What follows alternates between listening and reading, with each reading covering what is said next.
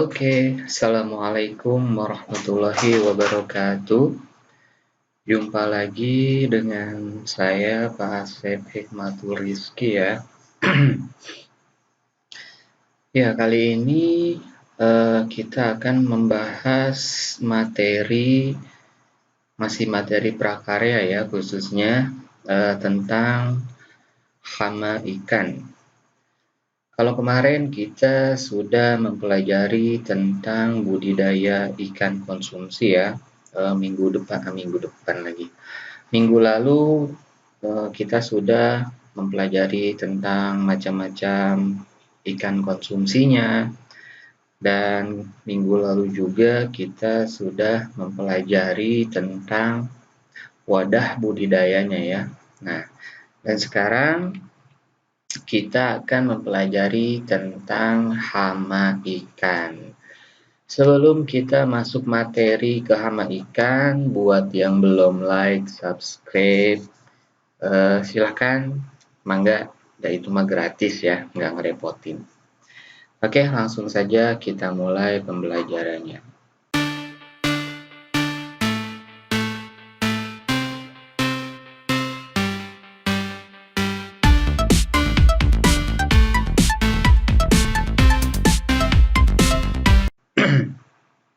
Nah, jeng. Hama ikan.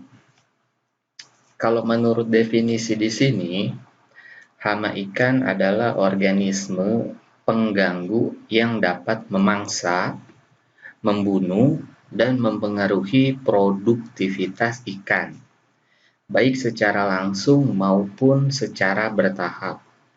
Atau dalam kata lain ya, hama ini sebenarnya bisa berukuran besar, bisa berukuran sama, dan bisa berukuran kecil, tapi tujuannya juga sama, dapat memangsa, membunuh, atau mempengaruhi produktivitas ikan tersebut ya.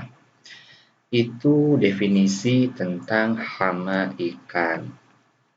Nah, selanjutnya kita lanjut ke sifat-sifat hama. Nah, di sini sifat-sifat hama ini ada 3 ya. Yang pertama ada predator, yang kedua ada kompetitor, yang ketiga ada pengganggu atau pencuri. Nah, kita bahas yang pertama ya. Yang pertama itu adalah predator. Biasanya hama predator ini ya, sering banget kita kunjungi di beberapa hama-hama ikan lah ya. Khususnya kalau hama predator ini bisa dikategorikan yang namanya predator pasti ada kaitannya dengan memangsa atau memakan ya. Biasanya berukuran lebih besar dari tubuh si hama ikan, maksudnya tubuh si ikan tersebut. Nah, kemudian ada yang namanya kompetitor. Kompetitor ini biasanya bisa kita bilang sebagai perusak ya, perusak tubuh. Nah, biasanya kalau misalkan ikan dirusak ya tubuhnya, itu biasanya dari dalam. Nah, biasanya sifat hama kompetitor ini bisa berukuran kecil, bisa juga berukuran besar ya. Contohnya gini, kompetitornya itu merusak bagian tubuh sayap. Sayap, nggak ada ikan sayap ya. Adanya juga apa? Ekor, sirip. Nah, itu ikan. Kemudian ada pengganggu atau pencuri. Nah, sifat-sifat hama ikan pengganggu atau pencuri ini lebih dominannya bertubuh kecil ya, mengganggu atau mencuri. Karena tidak bisa memangsa, kalau secara umum itu tidak bisa ya. Nah, kalau yang untuk memangsa itu atau menelannya itu ya lebih bagus, lebih dikategorikan sebagai predator. Nah, Kemudian, setelah kita membahas tentang sifat-sifat hama nih, lanjut ke slide berikutnya, yaitu tentang hama yang menyerang ikan. Hama yang menyerang ikan biasanya datang dari luar melalui saluran air, udara, atau darat. Oleh karena itu, untuk mencegah hama masuk ke dalam wadah budidaya, dapat dilakukan penyaringan pada saluran pemasukan dan pemagaran pematang. Maksudnya di sini ya agar hama-hama tidak menyerang ikan ya, pencegahannya itu bisa dilakukan dengan cara penyaringan pada saluran pemasukan. Nah, biasanya juga di sini hama ini menyerang masuknya itu melewati saluran air ya, bisa juga saluran air yang kecil atau yang besar, lewat udara juga atau lewat darat. Nah, selanjutnya kita akan ke jenis-jenis hama ikan. Nah, kalau kalian tahu ya, di slide ini adalah beberapa jenis-jenis hama ikan nih. 1, 2, 3, 4, 5, 6. Ya. Pak, kok ada buaya? Kok ada biawak? Kok ada ular? Ya, itu bisa disebut dengan jenis hama bagian predator ya. Soalnya dia lebih besar dari ikan. Nah, saya sebutkan dulu jenis-jenis hama ikan ini. Yang pertama ada larva serangga. Yang kedua ada serangga air. Yang ketiga ada ikan karnivora. Yang keempat ada ular. Yang kelima biawak. Dan yang terakhir ada buaya. Bukan buaya darat ya, tapi buaya. Nah, kalau misalkan dikategorikan nih ya, yang termasuk predator mana, yang termasuk kompetitor mana, dan yang termasuk pencuri mana, mungkin kalian bisa analisis ya. Contohnya gini nih, buaya itu besar ya, makan ikan. Berarti dia bisa makan ikan, berarti dia masuknya predator. Biawak juga ukurannya lebih besar, berarti bisa dikategorikan masuk sebagai predator. Nah, bagaimana yang jenis kompetitornya atau jenis perusaknya? Untuk jenis perusak itu mungkin bisa dikategorikan sebagai serangga air juga bisa ya, ikan karnivora juga bisa. Kalau ular biasanya masuk ke predator. Nah, untuk yang pencurinya mungkin bisa mencuri atau merusaknya itu lebih dikategorikan ke larva serangga. Nah, sampai di sini paham nggak?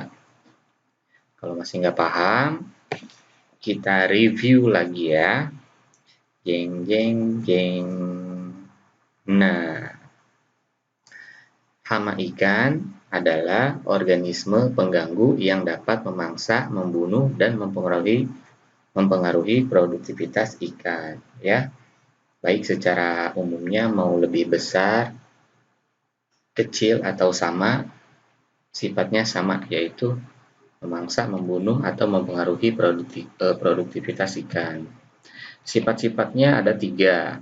Ya, sifat hama itu jenis predator, kompetitor, pengganggu, atau pencuri. Nah, kemudian hama yang menyerang ikan. Hama yang menyerang ikan biasanya datang dari luar melalui saluran air, udara, atau darat.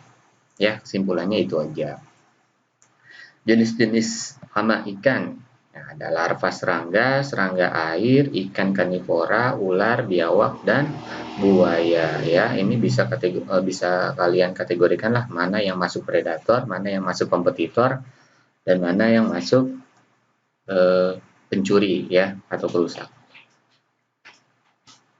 Kemudian cara mencegah serangan hama terhadap ikan. Ini ada 3 nih ya. Perhatikan baik-baik karena nanti ini ada di soal tugas ya. Yang pertama nih, cara mencegah serangan hama terhadap ikan. ya, pengeringan dan pengapuran kolam sebelum digunakan. Jadi si kolam itu harus dikasih pengapuran ya atau pengeringan ya. Dalam pengapuran sebaiknya dosis pemakaian diperhatikan atau dipatuhi. Jangan sampai overdosis atau lebih dari dosis yang dianjurkan gitu ya. Berapa sih dosis pengapuran kalau misalkan kalian tahu untuk mencegah hama? Yang tahu silahkan komen di bawah ya. Kemudian yang kedua, pada pintu pemasukan air ya dipasang saringan agar hama tidak masuk ke dalam kolam. Saringan air pemasukan ini berguna untuk menghindari masuknya kotoran dan hama ke dalam kolam budidaya. Jadi, misalkan nih kalian di rumah mempunyai sebuah kolam ya, atau sebuah wadah untuk memelihara ikan, ya, baik kolam besar atau kolam kecil, akuarium besar atau akuarium kecil, keramba besar atau keramba kecil, ya. Caranya adalah mencegahnya hama itu menggunakan saringan air ya yang berguna untuk menghindari masuknya kotoran dan hama ke dalam kolam budidaya. Jadi, kalau misalkan kalian menggunakan atau memakai saringan air dalam wadah kalian, dalam kolam kalian, ya insya Allah hama dan kotoran itu persentase tidak adanya akan besar ya. Yang ketiga, secara rutin melakukan pembersihan di sekitar kolam pemeliharaan agar hama seperti siput atau trisipan tidak dapat berkembang biak di sekitar kolam budidaya. Nah, kalau yang di sini lebih tepatnya cara mencegah serangan hama ini ya, hama yang kecil lah, hama yang bukan jenis predator ya. Nah, itu adalah bagian dari cara mencegah serangan terhadap ikan, hama ikan ya, ada 3. Nah, berikutnya ya, ini mungkin sudah selesai. Berikutnya saya akan memberikan sebuah tugas pada kalian. Tugasnya itu disimak baik-baik ya. Tugasnya ada di slide berikutnya. Ini dia. Nah, tugas yang pertama, jelaskan apa yang dimaksud dengan hama. Nomor 2, bagaimana cara penanggulangan terhadap hama pada ikan. Kalian cari tahu tuh, penanggulangannya seperti apa ya. Bisa yang tadi di slide sebelumnya kan ada tuh. Yang ketiga, sebutkan jenis-jenis hama ikan. Nah, tadi sudah dijelaskan ya, jenis-jenisnya ada berapa tuh. Ya, yang masuk kategori predator, kompetitor, dan pencuri atau perusak. Sebutkan bahan-bahan efektif untuk membunuh hama ikan. Sebutkan, ada berapa. Yang kelima atau yang terakhir, mengapa hama ikan ada yang bersifat organisme atau pemangsa. Kalian jelaskan ya. Oke, mungkin itu saja tugas dan materi pembelajaran jarak jauh untuk hari ini. Nah, ada yang lebih unik ya di sini untuk masalah absensi, tolong didengarkan baik-baik. Untuk masalah absensi ya, ini ada catatan. Silakan absen dengan cara memberi komentar di kolom komentar yang terdapat di video ini. Contoh absensinya bisa dilihat di slide itu tuh ya. Misalkan nih, nama kalian siapa nih? Tulis di kolom komentar nama Dini, contohnya ya, kelas 96. Itu misalkan. Atau nama siapa saja. Ya, pokoknya namanya bukan siapa saja ya, nama-nama kalian lah ya. Nama siswa ini, karena ini kontennya untuk siswa. Khususnya untuk SMP. Tapi untuk yang lain juga boleh disimak karena ini sebagai pembelajaran ya. Manfaatnya bagus, ilmunya juga bagus. Oke, sampai sini Kurang lebihnya saya mohon maaf. Wabillahi taufik wal hidayah. Wassalamualaikum warahmatullahi wabarakatuh.